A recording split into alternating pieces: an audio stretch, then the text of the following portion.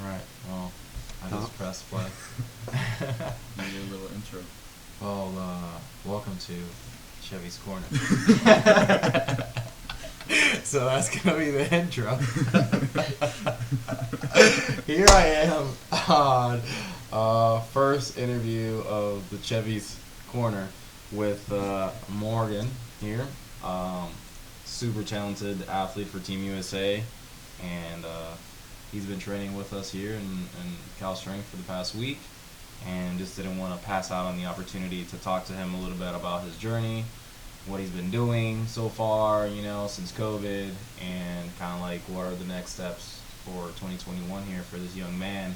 For those people that are going to be watching Chevy's Corner for the first time, tell me a little bit about yourself, man. Give me a little background. When did you start weightlifting? And how long you been doing this for so far, and all that good stuff. So I've been doing CrossFit since I was 6 years old. You've been doing it, so you're still doing CrossFit. No. I'll do a random one probably once every 2 years. Okay. But I started CrossFit when I was about 6. Okay. I got into it because my mom, we moved from Georgia to Alabama, and our next door neighbor was going to the CrossFit gym. Okay. And she got invited, and she was going for a couple months, and it brought me in there. I sat in the kids' room, just looking out, and I wanted to start doing it. Yeah. And I started doing like a little kids class, and we moved to Kansas after a couple of years. I really got into the CrossFit, but there was a little weightlifting class in Kansas that we would do after the CrossFit workouts, and the coach noticed me just moving around like a little tree branch outside doing what they were doing, and he was like, that was pretty interesting, because he didn't have any little kids, and he brought me in the first day. It was sometime in the winter of 2012, and he just started teaching me how to snatch, clean jerk. It was with a PVC pipe for at least 6 months, but I kept going and going and going. And then December 2012 was my first meet. Took about a 3-year break, and then my first meet back was when I moved to North Carolina in 2014, 2015, and ever since then I've been on MASH. Okay. Through 2021. So how'd you go from Kansas City to meeting, the MASH Elite team and then joining? What was that process like?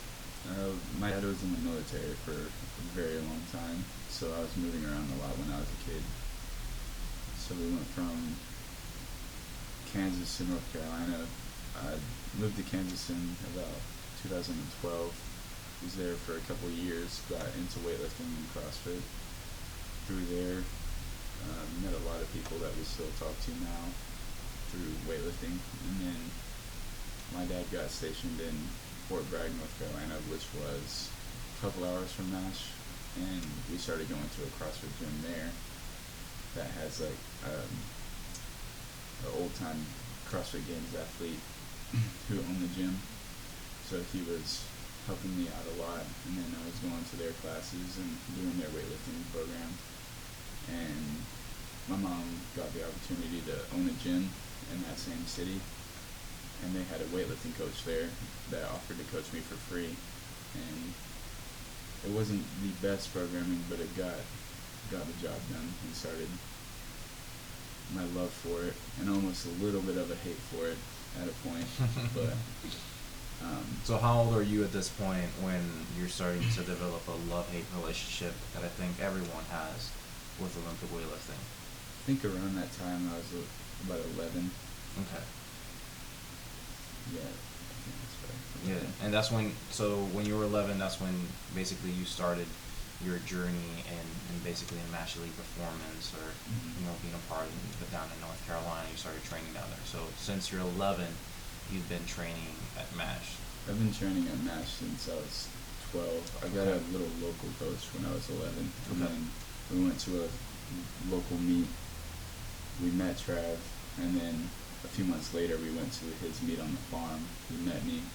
He reached out to him, or my mom commented on an Instagram video of my friend Matt, and she mentioned me in that comment, and then Trav texted her or DM'd her individually and set everything Yeah, up. so they just got, they started communicating, and one thing led to another, and so you started training there when you were 12. So it's been a journey. So now it's been how long since you've joined MASH? It's been 5 years now? It's been 5 years. It'll be 6 in January, so it's just turned 5. Okay, cool. So, this has been a really amazing journey so far, right? It's been almost 11 years. So what are some of your accomplishments that you would like to maybe talk about? Like how many teams have you made? If you kind of can remember, I feel like you lose track, kind of like after making so many. But if you kind of remember when was your first international team and stuff like that, like you got something. Yeah, my first team I made was Youth Pans in 2018. Okay. I went to Cali, Colombia. Nice. It was rough. It was really hot. I can't imagine going from cold weather to Colombia. Big change. And I went there. I was supposed to compete as a plus, 94 plus, and I weighed in 91 kilos. So I lost a lot of weight over that time, a lot of sweating, and I got yelled at by the USA coaches because of it, because I promised to weigh 94.0. And it ended up working out, me going down in weight, because I ended up winning my first ever international competition. Congratulations. Thank you. I would have gotten like 4th place if I stayed the pluses, because I would have been one of the skinniest boys out there. But I've made maybe 9 teams, but only competed at 3. Okay. COVID took away 4 to 5 of them last year. Okay. So I've not been able to reach my full potential on the international stage yet. I still have an international total of 310, where I've totaled 340 in training multiple times. So hopefully in May I'll be able to actually put up a decent total now, because I've been waiting for that for a long time. So that's basically what you're looking up forward to right now. Is this next competition is coming up in May. But what is that competition? It's Junior Worlds in Saudi Arabia. Okay. That'll be my 3rd time qualifying for it, but my first time competing in it. And I'll have 4 international meets this year if everything aligns with COVID. Hopefully it ends. Yeah, so talking about COVID, give me a little bit of like, how's it been for you and for your team, MASH? Like, how did you guys handle the COVID situation back home? It started out pretty well. It gave me time to recover. Just being at home for 2 weeks, we put a little gym inside our garage, hoping that everything would go back to normal after 2 months like we were promised. And my training was going great the first couple months. I tied my PR snatch at 140 at the time, and probably clean and jerked around 185 in the garage. And then a few months go by, I start missing weights because of how frustrated I was getting with just life in general, because of not being able to get out of the house. And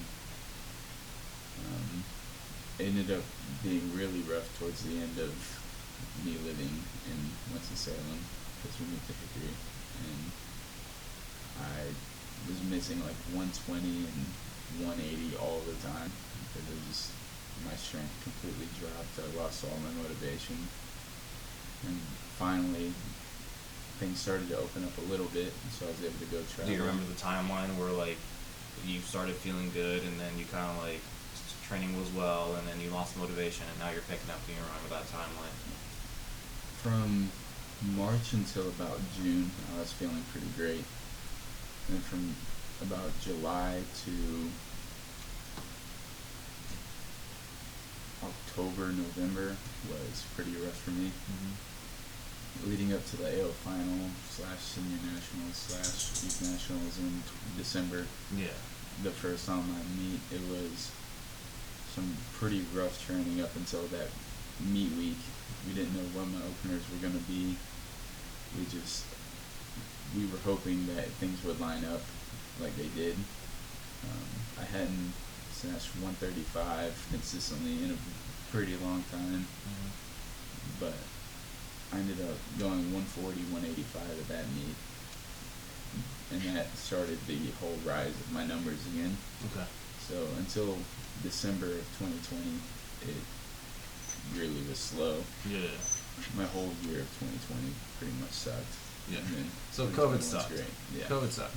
Okay. COVID sucked. I mean, it sucked in many ways, but I guess training for you wasn't great, and it's totally understandable, man. It's hard to stay motivated during tough times, but you kept pushing through, you kept training, and here you are, you know, making another international team. You're a few months away from it, and you're gonna put a great representation for our country. So that's all that matters right now, right?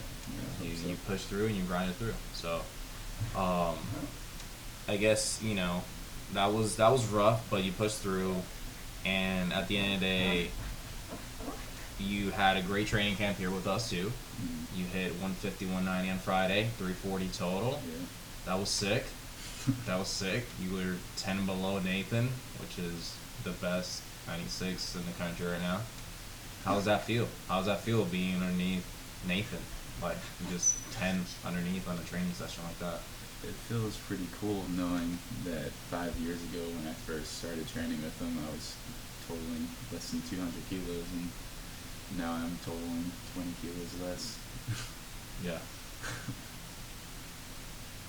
I imagine it can be. Yeah, for sure. I mean, 5 years ago also you were what, 12?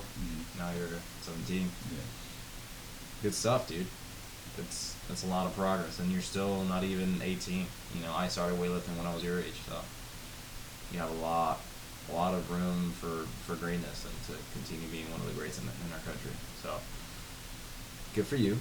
But next question that I wanted to ask is kind of give me a rundown of your routine. Kind of like what does a day in Morgan's life look like from start to finish, or kind of like a week? Just give me a normal routine or weekly routine. And, you know, if you want to talk about your diet there, and kind of like your nutrition, right? And talk about maybe what supplements you're taking and stuff like that, then, you know, that'd be a great opportunity to do so. My day is usually pretty scattered, depending on how Okay. and how rough the training was the night before. Okay. And depending on how late I train, how much pre-workout I take, the sleeping might not go too well, so I might get a little extra into the afternoon. So a normal day of probably maybe just a scoop of pre-workout is probably going to bed around 12:30, 1 a.m., waking up around 11 in the morning. Yeah. Oh, boy needs some sleep. I'll get up, take a shower, start doing some schoolwork, and train around 3, 4 o'clock. So I get probably a meal and a few snacks in. I don't really like being on a super full stomach before I train. I like getting all of my stuff afterwards.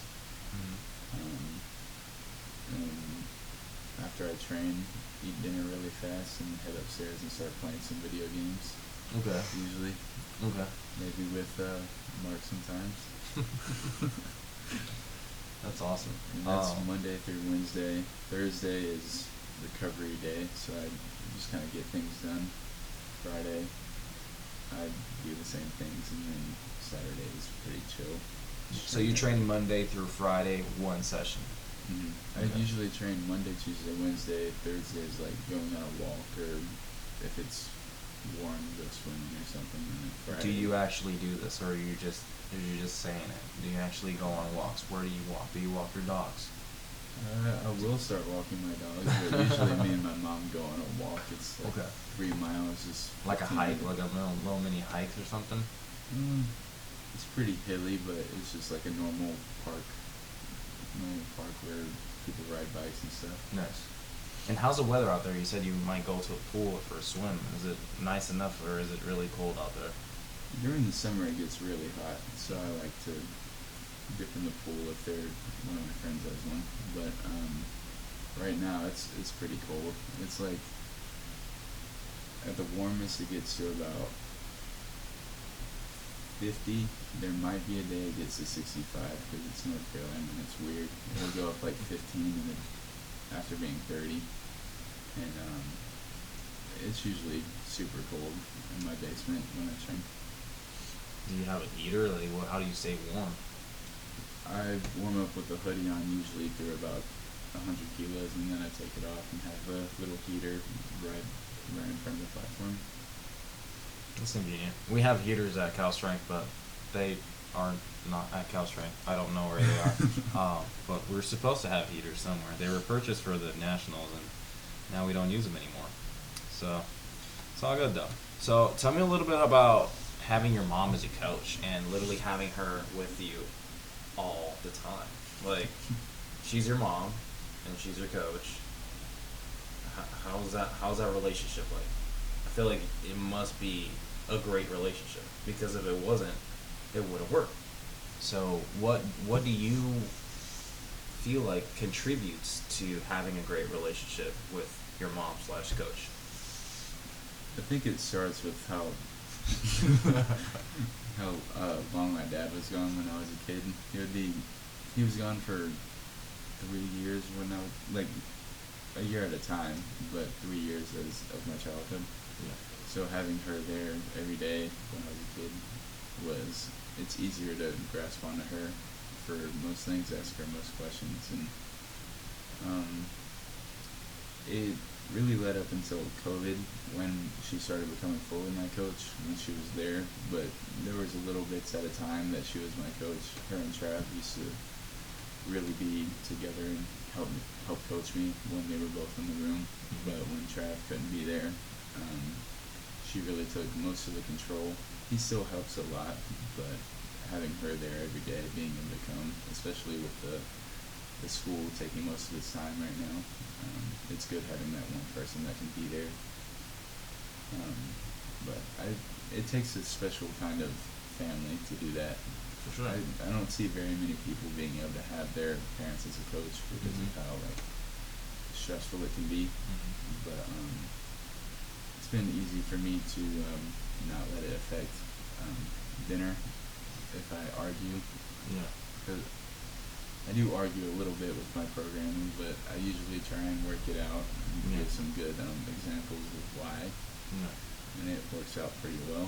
Yeah. But we're never too mad at each other. That's good. That's good. One of the things that I can relate to your current situation and makes me think of is some other athletes that are also very successful and have a really close relationship with their family. I know that you have a good relationship with Bodie from Canada, and his coach is also his dad. Meso, I think his coach is his dad too, and those are unique cases where he was considered one of the best athletes around the world, and they had a great relationship with their coach and parent. And here in the U.S., I think we had Ian Wilson, who trained basically in his garage, also with his parents. I don't know many, but I'm sure that you know more of athlete history in the U.S. that might have that success or around the world. But what do you think about that? Do you think that having a close relationship with your coach is as important as having good programming?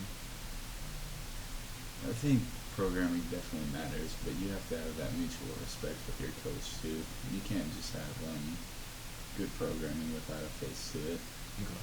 It's pretty hard to go to a meet and not know your coach that well. You both have to have a good knowing of each other, because at a meet, programming works, but also having that good motivation in the back room and having that person that can turn your switch on if it's hype or if it's calming you down. Yeah. You need them to know exactly what you need. So if they don't know that, if they're not there, then it's pretty hard for you to do super well at a meet. You can do okay, and okay can be 6 for 6, but the numbers matter more than how good you make. Yeah. Well, that's also playing a conservative role. If you go 6 for 6, but you did okay on the standards of a lot of people, you had a perfect competition. Under standards of yourself as an individual, you might be expecting more of yourself. Under standards of your coach, he might just be setting you up for success, which was achieved. So there's also, under what lens you're looking at that success and that performance. And for me, a 6 for 6 performance can be considered a great performance, but like you just said, going below what your potential can be just to achieve a 6 for 6 performance can be underwhelming, to say the least. So having basically 3 or 4 multiple different coaches throughout your career, what do you feel? I mean, I'm sure you're still discovering yourself as an athlete and what works best with you. But what do you feel is the best approach to you as an athlete? Like, do you prefer a calmer approach? Do you prefer a hyper approach? Do you what is your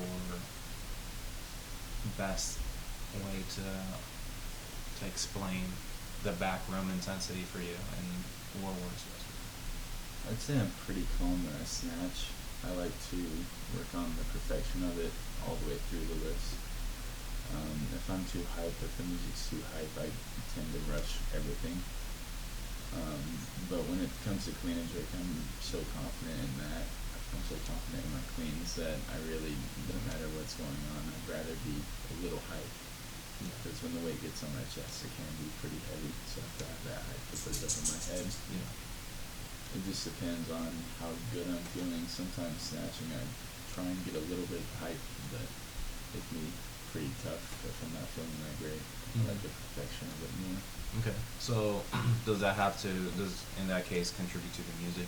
Like the type of music you listen to snatch varies to the music you listen to the clean and jerk?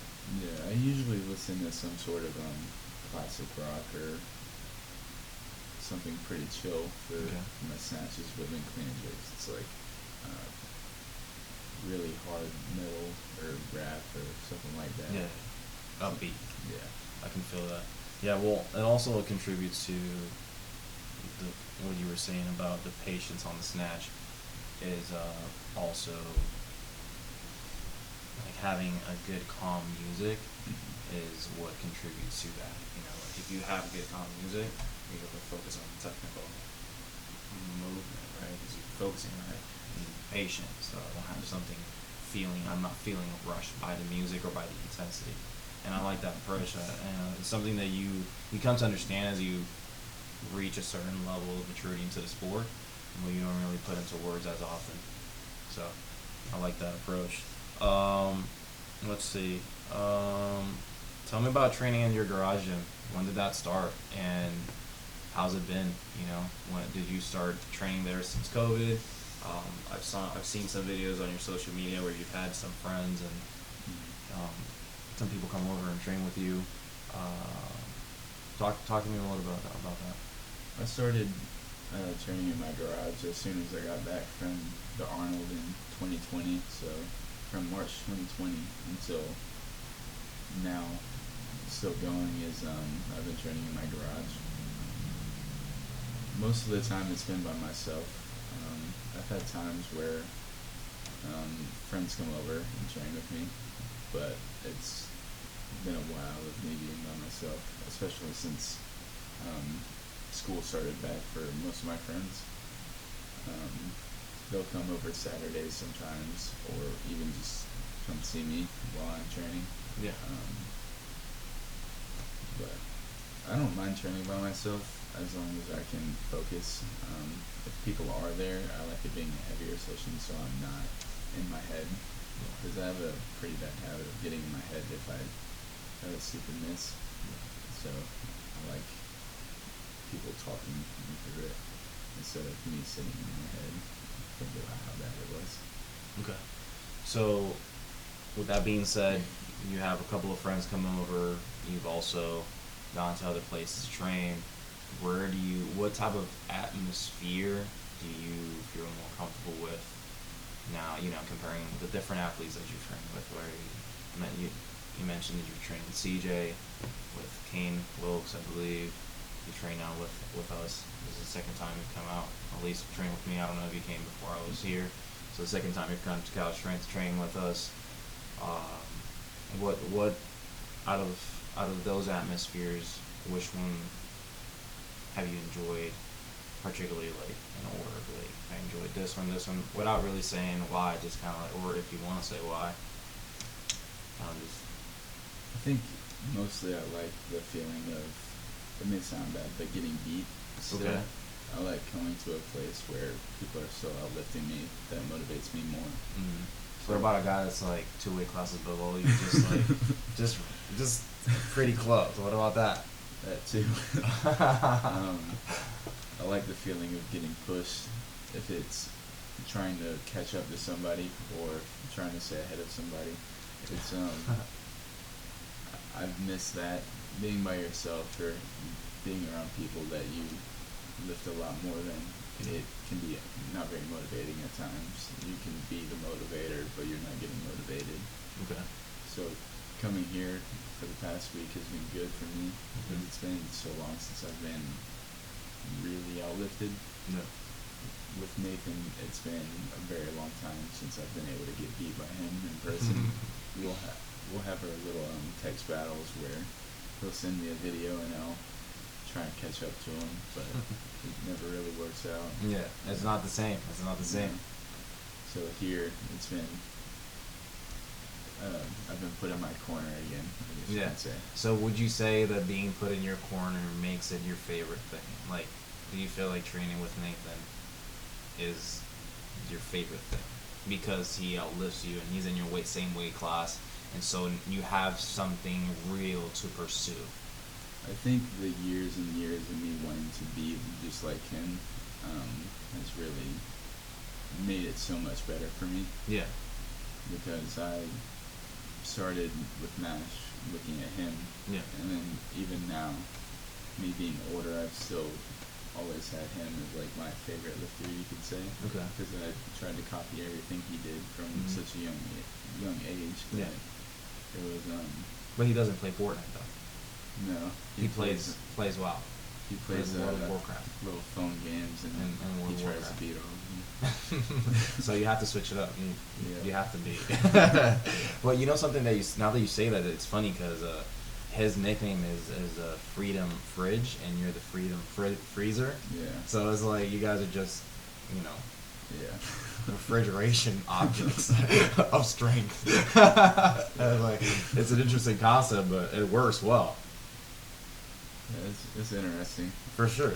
All right. So besides him, who's also, besides Nathan, because obviously you follow him throughout, your whole entire career, and again, he's same weight class, higher numbers. It's a great training atmosphere. Also Nathan, for training with him for the past couple of guys, he's past couple of months, he's a very just chill dude. His vibes are just honestly one of the best training vibes I've ever felt in a gym, and I look forward to training with him as well. I can relate to what you're saying, because one of the things with Nathan, and I can speak out of like my own personal experience, is that he doesn't have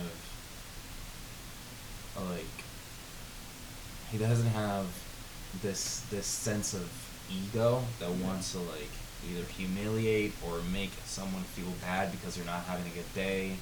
He loves building other people up as well, and even if he's not having a great day, he still wants you to have a great day. And he's a very compassionate human being, and so definitely training with him and has been a great experience. Having him as a training partner, or even just sitting by him and seeing him put up these great weights and just put it back, lift it with so much ease and put the weight back and just look at you like, good? Like, yeah, dude, you crushed it. And he's like, oh, cool, thanks. And he just sits back down and just get on his little phone games. He's just such a talented guy. And if there's something that that I would love for you to incorporate, not only in your aggression and your talent and your technique, emulate his attitude, man. He's got a really great positive energy that he brings into the training atmosphere, that if you emulate that, you will be highly successful, wherever you go, because he doesn't brag about how good he is. Yeah. People just know it, and you don't need to brag. People know Yeah, you're good, to question him. and no one needs to question you. So just keep being what you're doing, and just now that it's been clear that you admire him and you look up to him, follow in his footsteps in terms of his humbleness and the way that he approaches his day-to-day training. Because to be honest, like, that is one of the things that I admire about him, is not just his strength and his capacity to move really heavy objects really easily. It's the way he carries himself as an individual. So good for you to following such a cool guy like Nathan, for sure. So besides him, who else you would say is you're also a favorite training partner? I know that you've been training with some of the guys from your future college, and with Dylan, who was also in MASH.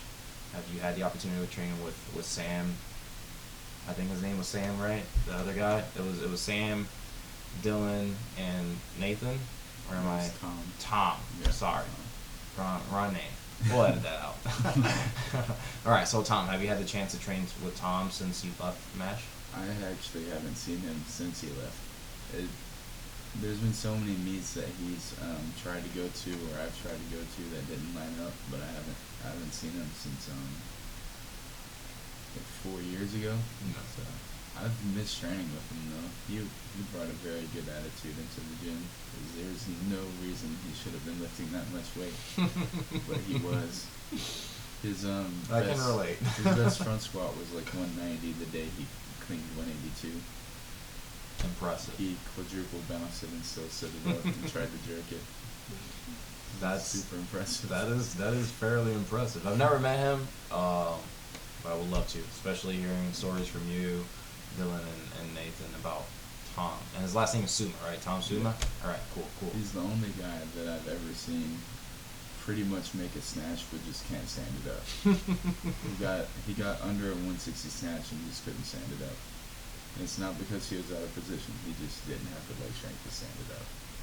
That is crazy. And impressive, but crazy. So Tom, you would like to maybe train with him sometime? Yeah, I would Tom, definitely like to. Hit him up. He's waiting for you. He's finally back on social media too, so I can talk to him. Where you at, Tom? I'm waiting for you. So yeah. Well, tell me about now your college thing. It's been lined up for a while. I've been hearing about going to college. I didn't know which one it was for the past couple of years, but when we found out Lenore Ryan was a possibility, moving an hour didn't sound so bad. We moved from Winston-Salem to Hickory before this college. Pretty much all of the people under 20 years old on MASH moved over. It's been going well. They finally competed at their first university nationals and got 3rd place. First one, 3rd place? I thought they won something though. I saw them win something. Oh yeah, they won the men's. What did they get 3rd place in? They got 3rd place in co-ed. 3rd place in co-ed, 1st place in men. They only 3 girls. Yeah. 3 girls, that's alright. There'll be more soon. So it's pretty impressive that not everybody is there when there's a lack of females on the team. Yeah. For it to them already be that good, I don't see how we couldn't win next year, especially with people like me coming in and a couple other people. It'll be pretty interesting. And it's a very good school, so I'm excited to be able to get a good education there for a little bit cheaper. Yeah. How's the situation there in terms of the education? Are you gonna have to stick to staying in home and taking online classes? Is it virtual? There's in-person and online classes. I think most of the important classes are in-person, and the ones that you don't really have to be there are online. Okay. Hopefully by the time I'm there, they'll be mostly in-person, maybe 1 or 2 online. But they do a lot of COVID testing, especially for the athletes, so it's pretty safe. There's never really that many COVID positives there. Okay. So I think it'll open back up pretty soon. It's good to know because obviously with COVID, just get every necessary precaution is important. So, did you consider any other college institution at any point, or Um, was following on Mesh's footsteps, kind of like always we're about to go? Before I knew about the school, it wasn't for weightlifting, but I wanted to go to Wake Forest, which was where we lived before. I've always just really loved that school. Ever since I moved to North Carolina, it's always been Wake Forest, and having a bunch of friends that went there that I trained with. It's just a great school for what I wanted to do before what I'm going to major in now. What are you thinking about majoring in? I'm going to major in exercise science, which it seems pretty obvious because of all the people I know that can help me in that. I was going to do forensic science, but I would have to start from bottom up. Yeah. I don't know if I have the willpower to do that. So you're choosing a career where you basically have enough people to help you and guide you. So, In a place like that, with strength and conditioning, you really need to have some sort of in with people, and I think I have enough of that to be able to make a good impression with people, to be able to get a good job. That's good. Well, I have one or two more questions here. What do you do for your blogging, your training? Like, do you have a YouTube channel? Do you have an Instagram, Facebook channel? Like, what? Give me a little bit of your social media. And what do you do? I do a little bit of YouTube, but I mainly stick to Twitter and Instagram. Okay. My Twitter is to show all the strength coaches my little cleans and stuff. Just make Little? them. Yeah, I'll even post a little light one there. Just I'll get a bunch of retweets from these high school coaches because they post their kids doing 225 cleans and talking trash. So it's just funny for me to do it. So you like stirring up the pot? Okay. Not expected, but not surprising. I don't do it to be mean. I just like seeing how they react.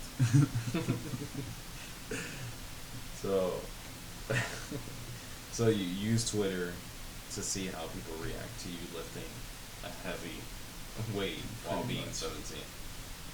It's more people don't think I'm strong with how I look, and then they see the weight that I'm actually saying I'm doing, Yeah. and they're pretty shocked. It's because I don't look very strong, and I'm actually pretty strong. You are very strong. But that is not a I terrible wish we thing. could flip the camera because Mark's just cuddling his dog.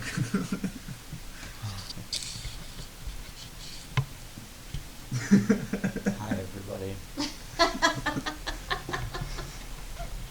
And that just happened. This is the Chevy's Corner for you. Anything can happen.